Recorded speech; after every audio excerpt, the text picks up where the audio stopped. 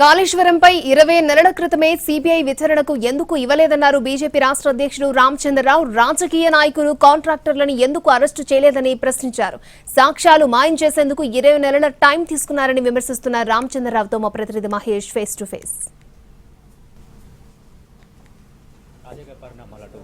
CBI విచారణకు రాష్ట్ర ప్రభుత్వం ఆదేశం కావచ్చు, అదేవిధంగా బీసీ రిజర్వేషన్ల విషయంలో అమెండ్మెంట్ తెస్తూ అసెంబ్లీ ఆమోదించినటువంటి విషయం కావచ్చు. దానిపైన వారు స్పందన మరలు తెలుసుకున్న ప్రతినిధి సార్ చెప్పండి, సిబిఐ విచారణకు ఇవ్వాలని చెప్పేసి రాష్ట్ర ప్రభుత్వం నిర్ణయం తీసుకుంది కాళేశ్వరం కమిషన్ నివేదిక పైన.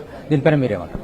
ఇప్పుడు మేము గత 20 నెలల క్రితమే అడిగాము, ఈ ప్రభుత్వం రాగానే కాళేశ్వరం మీద జరుగుతున్నటువంటి ఒక అవినీతి ఆరోపణలు అయితే దాంట్లో జరిగినటువంటి ఒక విషయాలపైన అయితే ఇవన్నీ కూడా సిబిఐకి ఒప్పచెప్పండి. మీరు అప్పుడు ఒప్పచెప్పలే, ఘోష్ కమిటీ చేశారు.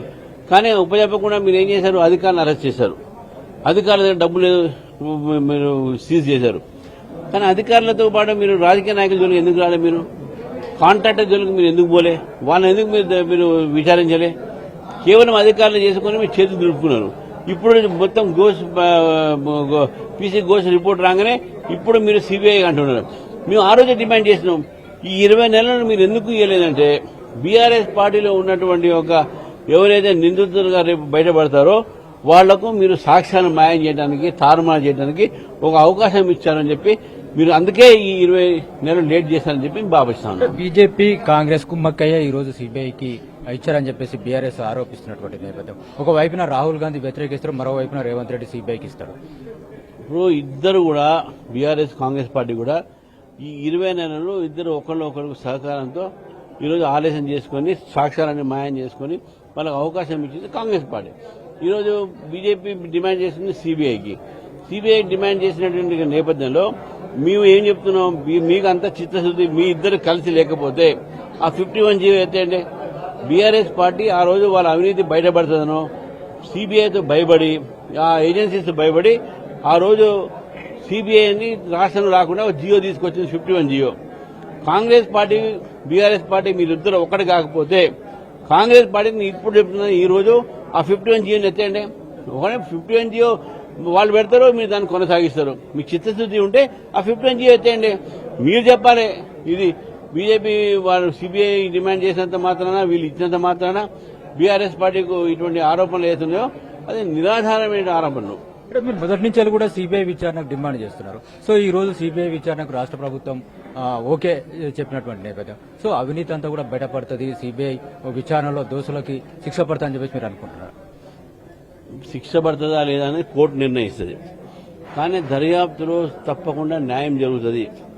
దర్యాప్తులో తప్పకుండా అసలు దోషులు బయటపడతారు. ఈ యొక్క మనీ ట్రైల్ బయటపడుతుంది.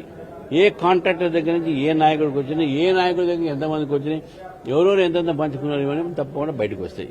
అంతవరకు నా నమ్మకం ఉంది. శిక్ష పెట్టేది కోర్టు. ఛార్జ్షీట్ ఫైల్ చేసిన తర్వాత కోర్టుకు ఇచ్చేటప్పుడు అది శిక్ష కోర్టు చూసుకుంటుంది.